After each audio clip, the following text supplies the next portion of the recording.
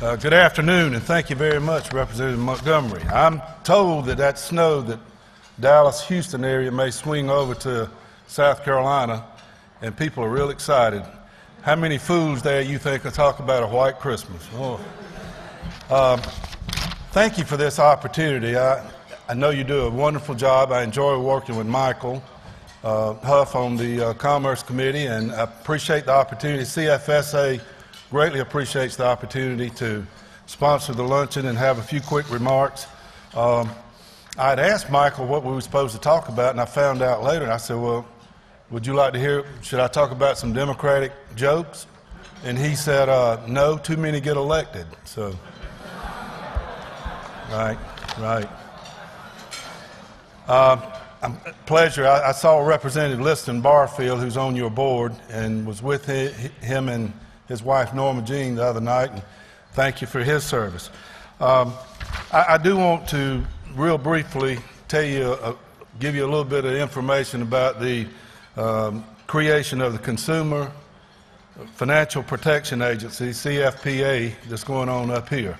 And I don't want to take a great deal of time because you have a great speaker in Dr. Roberts who's coming to talk about a lot of things as far as the economy, and I certainly want to hear him.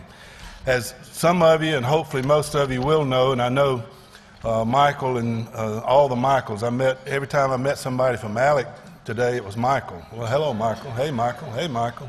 Lots of Michaels here, and I guess that's good. ALEC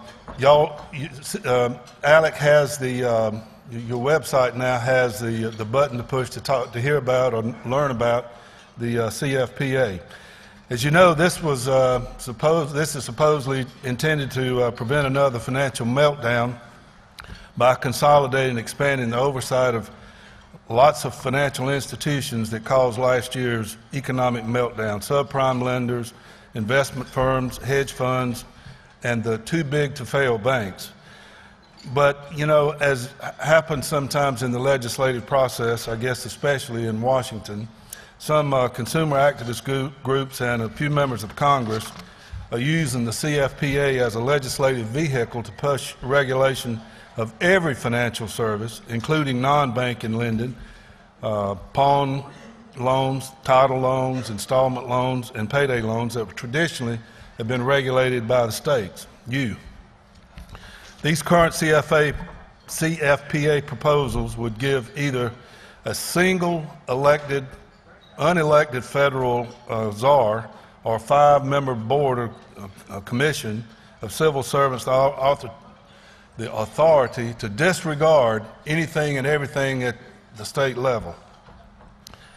For this reason, virtually every state-regulated financial service, including my organization, the Community Financial Services Association of America, opposes the creation of this agency.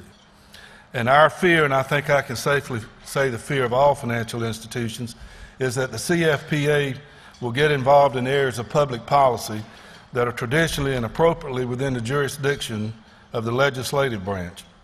For example, any individual state has in its judgment decided to allow certain products of credit to be offered to serve the needs of their constituents. An unelected CFPA point person could, without any congressional oversight, simply ban that product, of course, all for the benefit of the consumer. And according to the current proposals, the unelected person in charge considers, if they consider that product unfair, deceptive, or abusive, as it's being offered in the state, the CFPA can then just prohibit the product or service outright or impose limitations or conditions that in effect would have indirect prohibition of the product or service, even though a state legislature through the legislative process has created the financial service or product. The short-term low-denomination credit market, as we know, is too important to be tampered by an all-powerful federal financial wizard. Payday loans are typically $200 to $300, are part of the short-term credit market that together with overdraft protection provide more than $100 billion in short-term credit to consumers looking to cover a check. And we all know that if you take away an option you haven't solved the problem. The demand is still there. As consumers consider all these short-term credit options and choose the least likely alternative of service that meet their need. That's what we're all about, transparency. Let the consumer have that choice. Research also indicates that in most cases, consumers are extremely informed about the cost of the services, and they make their own good financial choice given limited options. It's my understanding, from what I hear, my fear that the CFPA will reduce competition in the short-term credit market by restricting either of these services or both, and will drive consumers to the more expensive services. Our members at CFSA have been working with you and other legislatures for over 10 years to make sure that we have regulations that protect the consumer, offer this financial product to suit each state's need. Federal preemption of your state laws by a federal agency will not benefit the consumer.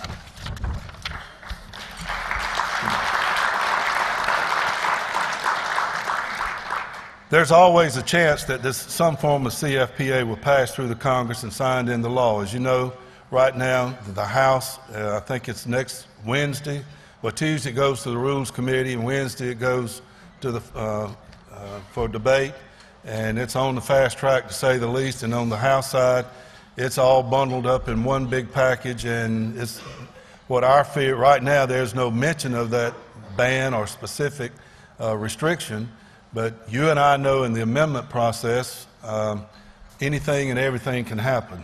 On the Senate side, Chairman Dodd has got a bill that as I understand, he's asked a panel of 2 senators, a Democrat and a Republican, in 4 or 5 areas to take a look, and let's see what will happen. Members of Congress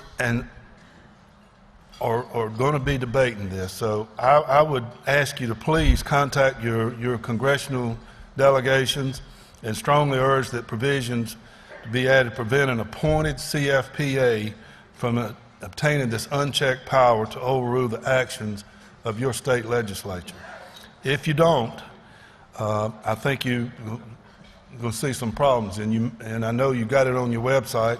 I would hope you also might consider passing a resolution to that effect. Let me conclude by saying this is fundamentally states' rights, and being from South Carolina, I know that sometimes states' rights can be carried to the extreme. But we don't want to fight a war over this thing, but we want to, not blood and guts, but you just want to win, okay?